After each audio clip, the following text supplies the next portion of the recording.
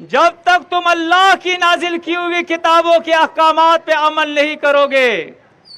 تمہارا جس جماعت سے بھی تعلق ہو، جس شخصیت سے بھی تعلق ہو،